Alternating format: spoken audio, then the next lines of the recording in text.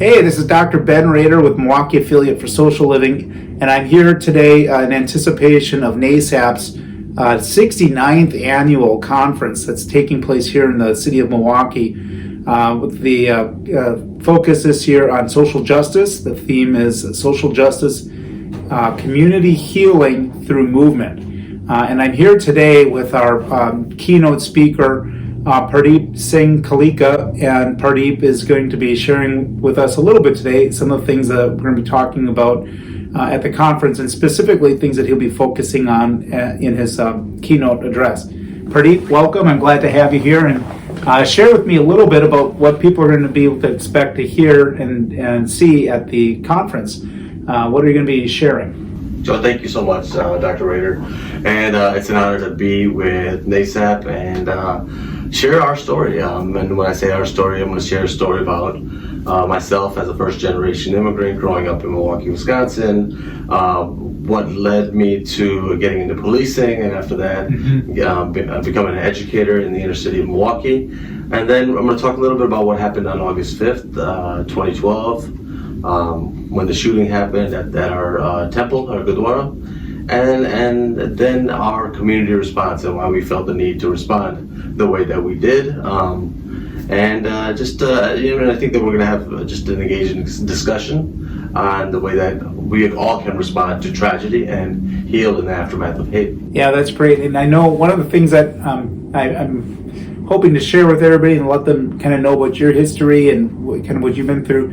But also, I know that you've recently put a book out, and I'm sure I want to kind of get a sense about that and get our community kind of aware of that, because it is something that I think tells a story also, and probably a little bit more detail than we can do in an hour and a half or whatever. Can you tell us a little bit about the book and like what kind of moved you to do that? Yeah, so no, thank you for asking about the book. The book is called The Gift of Our Wounds. I co-wrote it with a friend of mine, a former white supremacist, and I won't give away the entire book because I do think that if you can pick up the book before the talk, yes, yeah, we can go into a little bit more of a deeper discussion, a deeper dive into as far as Arnold's life and the way that he grew up and why he became a white supremacist and how he got out, and obviously my life as I immigrated to this country when I was 6 years old with my parents and growing up, and I was trying to kind of find my way in this country and how our lives collided because of what happened on August 5th. Yeah. And how do we move forward together as a community? Yeah, it's interesting that story that brought Arno and you together is actually how you and I got to know each other as well, because it's after that incident that the Wisconsin Psychological Association and then my role with the public education group there brought us together in kind of supporting that.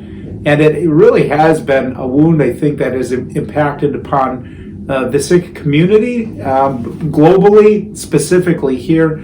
But it also kind of haunts us in Wisconsin and in Milwaukee when anytime something that close to home happens, and we realize that there's something wrong with the fabric of our society. There are people that are really confused and hurting and taken on the wrong way. So we're really excited, I think, to be able to have this opportunity to come together now and maybe honor that chapter and that history in Milwaukee, but looking to the future and trying to figure out, how do we move forward. And we've got an ambassador in that, and we've got kind of a model of like how that can be done, and the fact that you've been kind of willing to share your story and put it out there, I just want to say it means a lot to us in the community where we are tasked with helping people heal and move forward.